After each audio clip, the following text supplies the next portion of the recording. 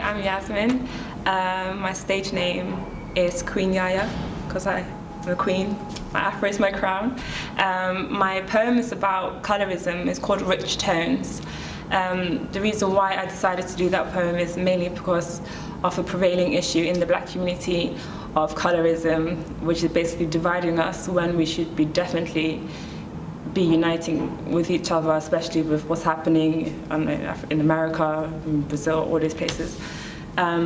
So I spoke about the fact that within our community, depending if you have dark or light skin, it kind of determines how people react to you or treat you. And I think that's a problem that should definitely be discussed, so hopefully it can be sorted. Rah, you're bleak, you know. My once dairy milk chocolate complexion kissed by the sun, now resembling a more of an after 8 kind of chocolate, you know, the mature grown kind of chocolate.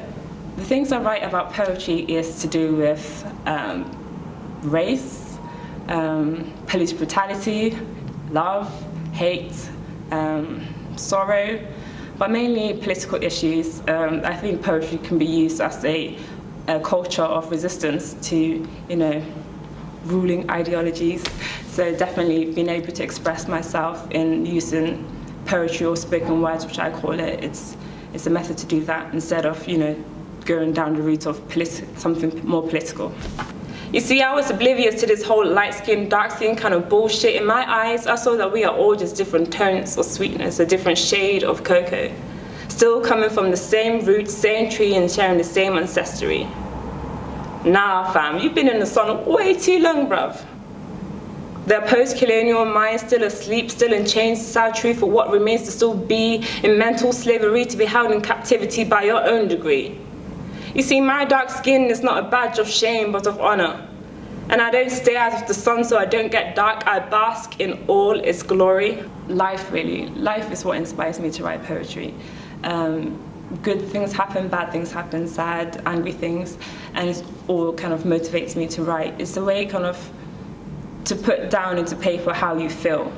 It's good to talk to people, but when you're writing it down, it's like having a second brain. It's like, here's my brain on my body, and I'm just gonna put that piece of thought, a piece of emotion on paper, and it's very therapeutic kind of method of just writing down how you feel, what's in your mind, what's in your brain.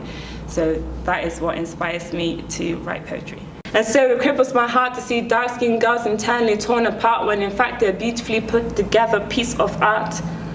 Yet they have not realized that the very skin is a blessing from above, one that should be cherished and loved. But the truth is, it's no surprise to me that this mentality prevails in the minds of so many when they're constantly faced with man only dates lightest, you're still dark, still. The thing I want people to gain when they listen to my poetry is a new perspective.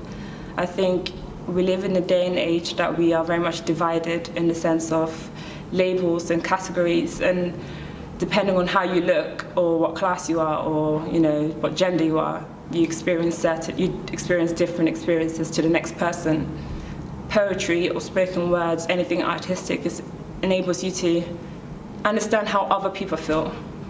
Be empathetic of their struggle, be empathetic of their experiences. Just because you're not experiencing it doesn't mean other people are not. You can't deny someone's oppression when you're not experiencing it. So really tapping into what other people feel, how they express themselves, is a good way. Too dark with skin that glows and hair that defies gravity. All you can say is, I am too dark. I find it kind of funny how a brother can diss my regal tones when he's the same shade as me, his mom, his aunt, his sister, his whole family, the same color as me. Nah, G, I ain't even trying to date my mom though. Shame. I wish your father felt the same way about your mom, so they could have spared the world someone so dumb to have been raised by a woman, loved by a woman, cared for by a woman with dark skin, just for you to turn around and tell someone else's daughter that she is too dark. Do I feel nervous when I write poetry? It depends. If it's me just, it's 2 o'clock in the morning, I'm listening to music, candles, all that, I'm just writing, that's very peaceful, very relaxing for me. But if it's something that I have to write to present, or can you please write this poem about this, then it kind of gets a bit more pressure. And maybe I don't express myself as well, because I really feel like it comes naturally to me.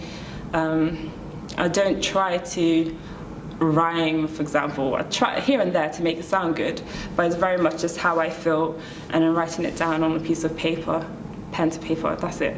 That's the beauty of poetry.